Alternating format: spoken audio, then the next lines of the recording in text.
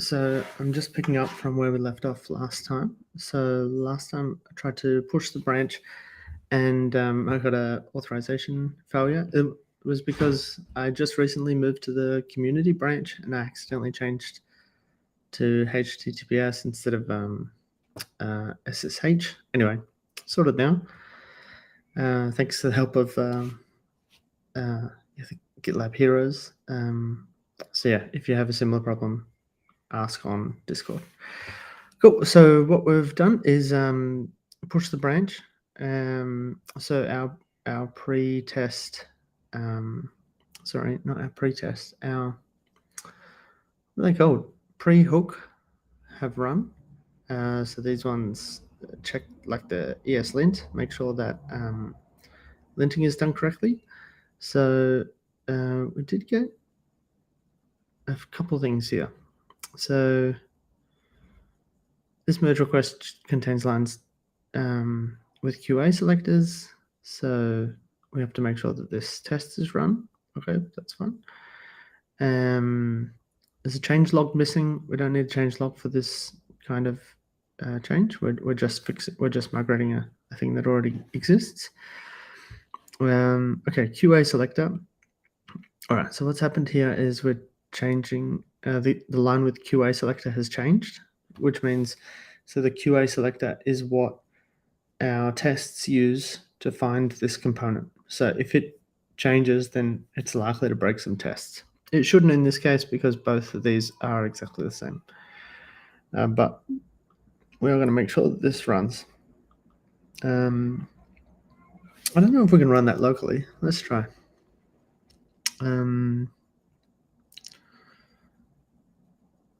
It doesn't require a feature flag. So let's just, I don't know if that works. No. So I'm going to look up how to do this because I don't know.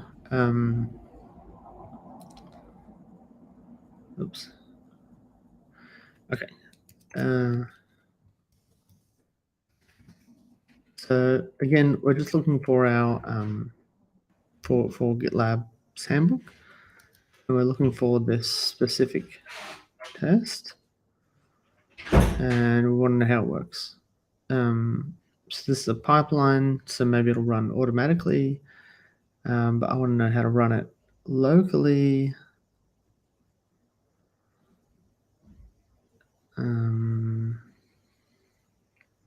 Okay.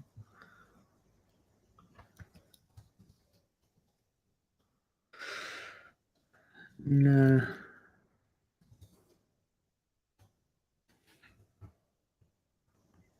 Okay, let's try that again. Okay. Okay, this is a child pipeline of the main executor end-to-end testing for GitLab. The pipeline definition has several dynamic components. This is the pipeline setup. Okay. It doesn't look like we can run it locally. That's fine. We'll run it on the merge request. Okay, so I followed the link that it gave us, and this is our new merge request.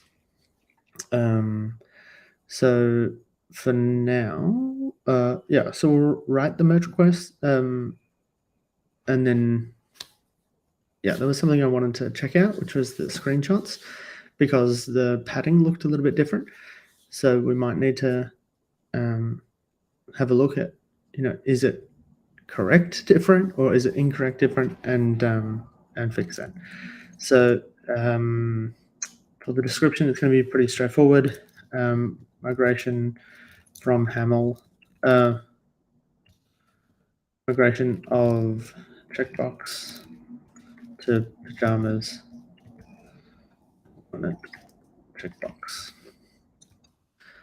Not detailed. Screenshots. Here's our before. So we did this. Okay, it's on our desktop. These two. So one is before and one is after. I think this is before. You can look at the timestamp. So this is done at 1604. This is done at 1603. So we did the before, after. So yeah, we might just verify that and make sure, because I can already see they are different. Oh.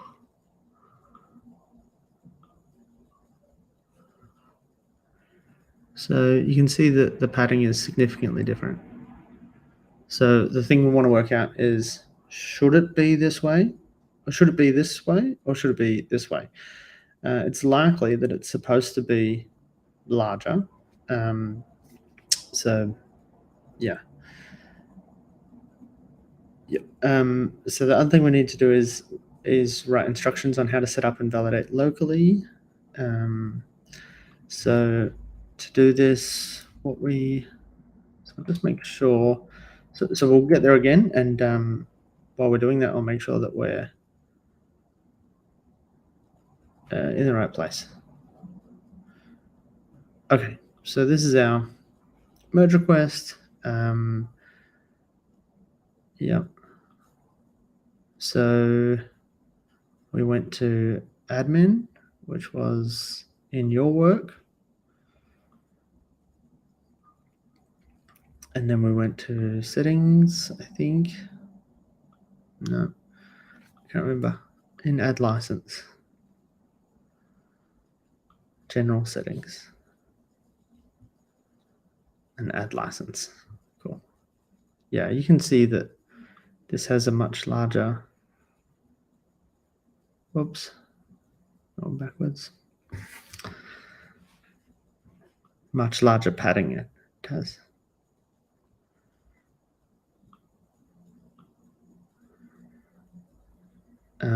So the padding is happening on the label, not on the input. So you can see here, this is our padding left, 0.5 REM, which is on GL form checkboxes and custom control labels.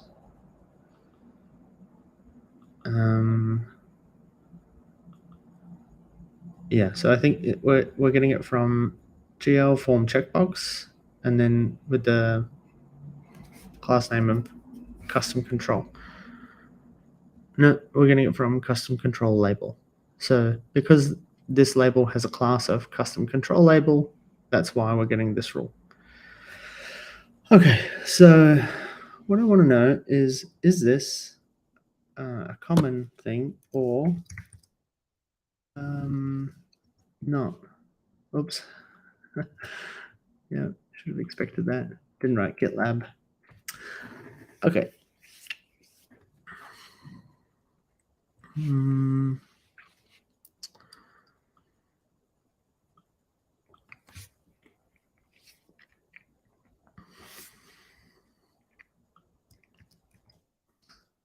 Okay, so I want to see if this rule comes up, but no. Let's look for checkbox first.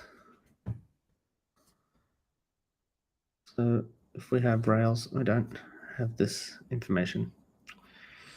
Yeah, this is not true. Okay. I mean, these look the same, right? Yeah. So these ones in the example, they have the same padding. So I'm going to go ahead and say that this is the correct padding, where previously it was wrong, which is why we're using a pajamas component. But to make sure, I'm going to tag a UX designer and make sure that it's correct. And I'm going to highlight that. Okay. How to set up and validate locally. So we go to admin area and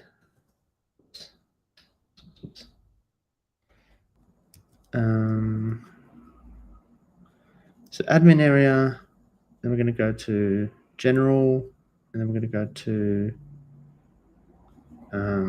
add licenses.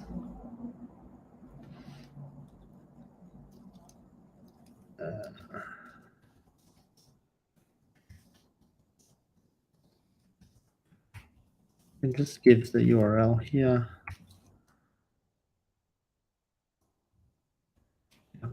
That's going to be easier for people to see on GDK. Often they're not using this address.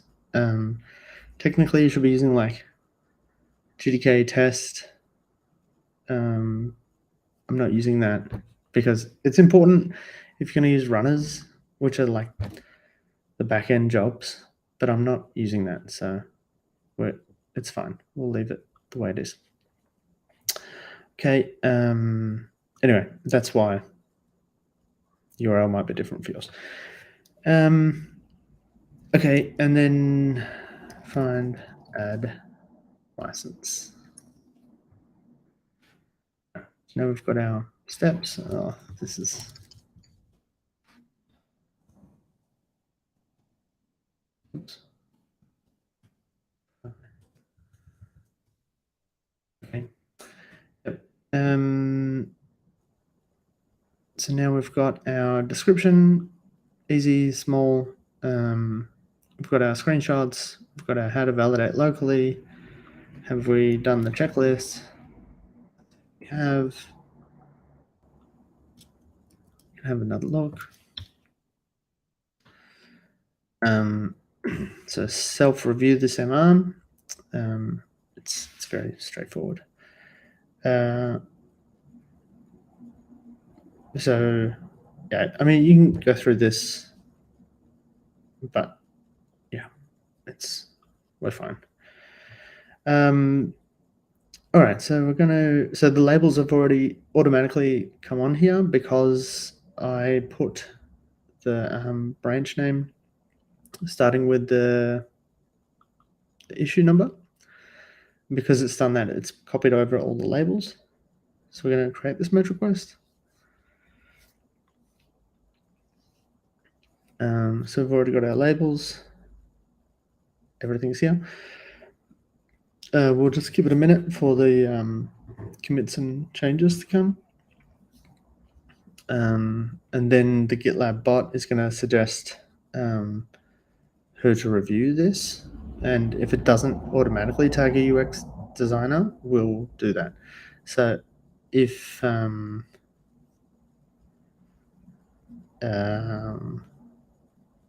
yeah, cool. So the best way to work out, yeah, if you want help on finding a UX designer, just ask the GitLab bot. That's the easiest way. Cool. Yeah. So while that runs, I just want to do a merge review myself on the changes. Maybe we can. One thing we do need to make sure is that this pipeline runs. So we'll also do that. I don't know if we can just manually run it.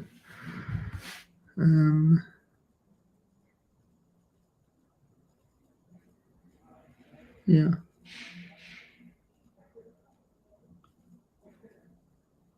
Oh, it's just running the general pipeline. Okay, we'll wait for it. In the meantime, maybe we can have another look at this merge review acceptance criteria.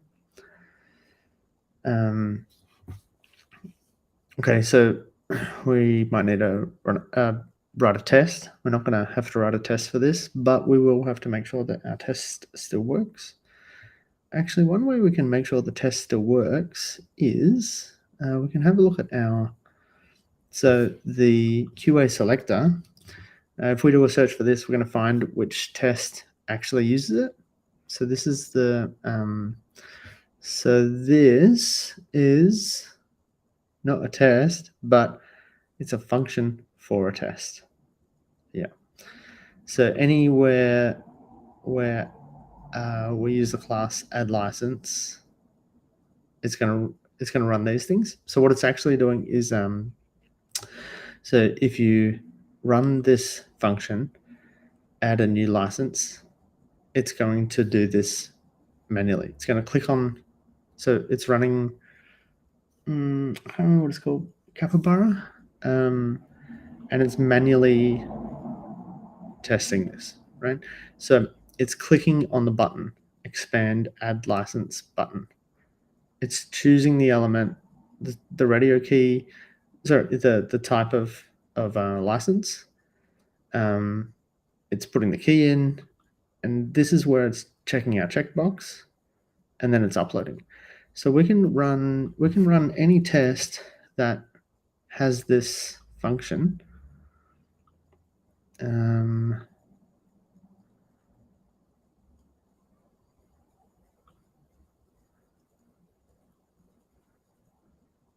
Yeah, any test that has this function. So what we want is something with like a spec in the name. So maybe it's looking for fabricate. I don't know what fabricate exclamation mark means. Let's have a look. It's got a definition. So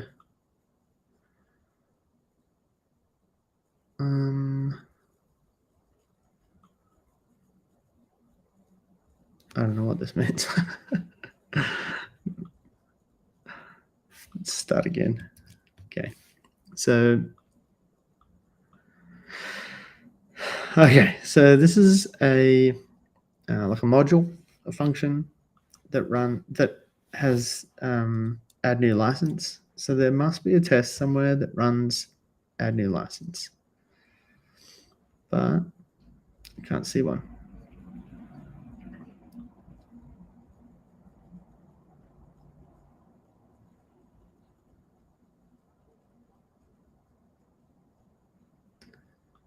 No, I don't know. Oh, sorry. Yep.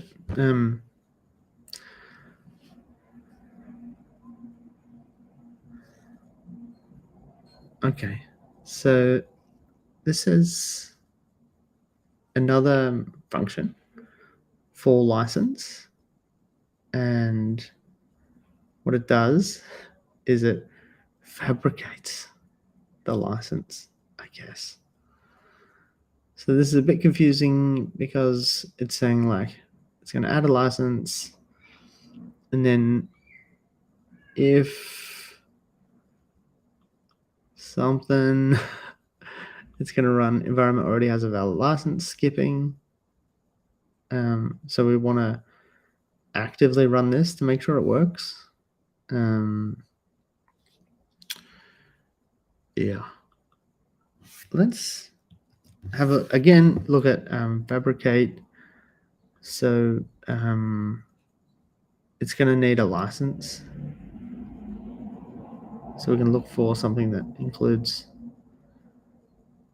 a license. Here's a README. That's good. Instantiation. I don't know what that means.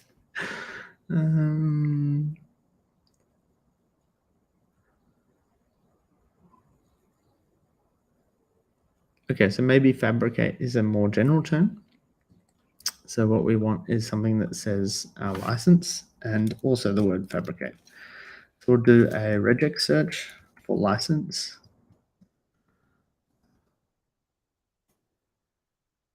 Cool. All right, here. So now we have license fabricate. That's going to run our function, which references a thing, right? So, so we can look for this, perform before hooks. Doesn't seem promising. Add license in geo, more promising. GitLab group migration spec. Okay, here's a test that's going to do this, right? So before it does anything here, it's going to add the license. So let's try to run this test. So the way we do that is we copy the name, the relative name, relative file path. So we do bin/r spec. So this is a Ruby test, and that's it. All right. Why is that not working? Couldn't find the shared context.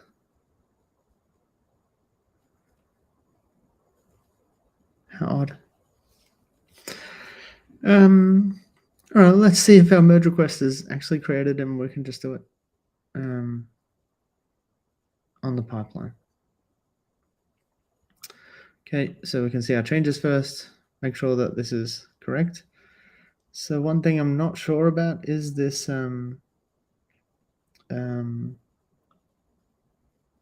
indentation.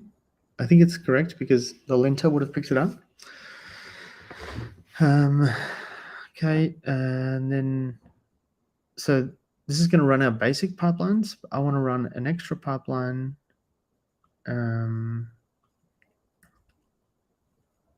No, I think it might have to be after my review. Oh, here we go. No, so these are the artifacts from the already run tests. We don't need that. Okay, so maybe it'll be run after after the first review is done. Yeah.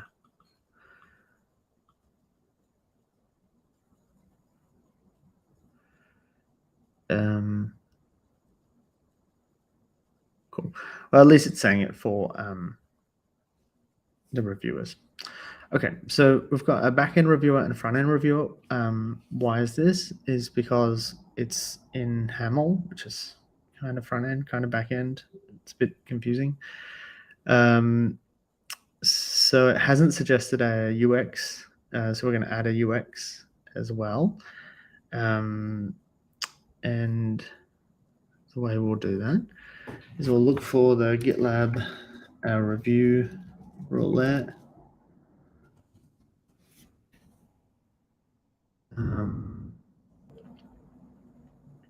Okay, so this is the interface for the GitLab roulette. So just want to make sure that anyone can access this. This isn't a private thing, right? Anyone can access this. Cool. So what I want is a UX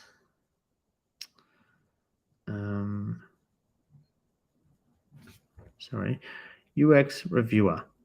So you can check, like, if you you're urgent, you want like a specific time zone that's after you, you can find someone who's in that time zone. But we don't mind, it's not urgent. Okay, so we've got UX Nick Brandt as the UX designer, as the UX reviewer. So what we're going to do is we're going to tag Nick and say, we noticed that there's extra padding. I think it's correct. It's the same as the checkboxes on the pajamas design system. Can you just make sure this is correct? Oh, it's gone.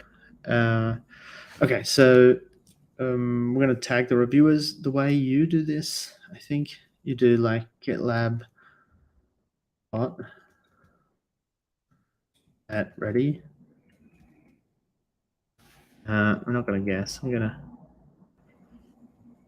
look it up. I know I'm tagged on one, so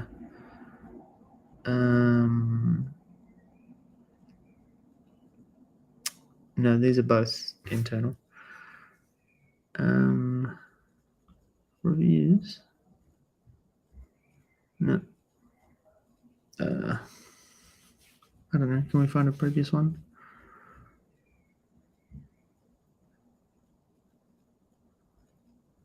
Okay, so this is a community contribution, and we'll have like GitLab bot. So it'll say how to do this. This is what you will get. Okay, so you can assign people directly like this. GitLab bot ready, user 1, user 2. So I'll do it slightly differently, but that's the way you would do it. Okay, so I'm going to just tag them directly and assign them to review. Okay, first is Nick Brandt. Yep.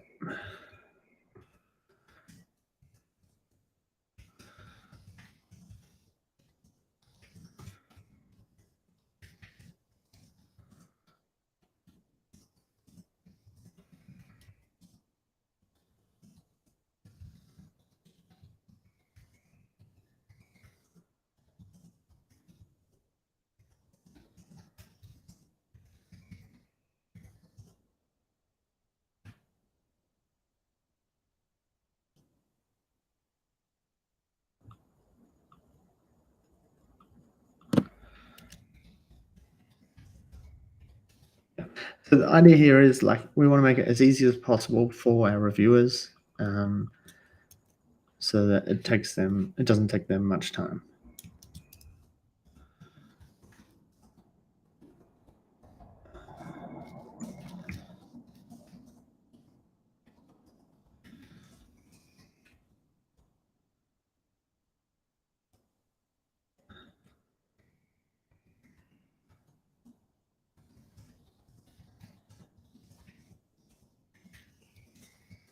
Again, you don't have to do this. You can just do get bot ready, tag the people. So I'm going to use the shortcut of assigning reviewers. And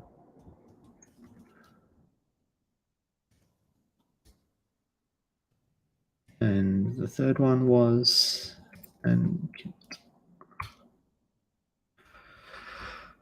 okay, and it's already assigned to myself. Okay, that's it. Done. So got our reviewers. Wait for them to come back. And yeah, that's how you migrate a checkbox. Pretty straightforward. There's a bunch of these checkboxes. Contact me on Discord if you can't find them. You can always find my contact details on here, gitlab.com/jrushford with my Discord details. Yeah, so contact me if you want help. Thanks.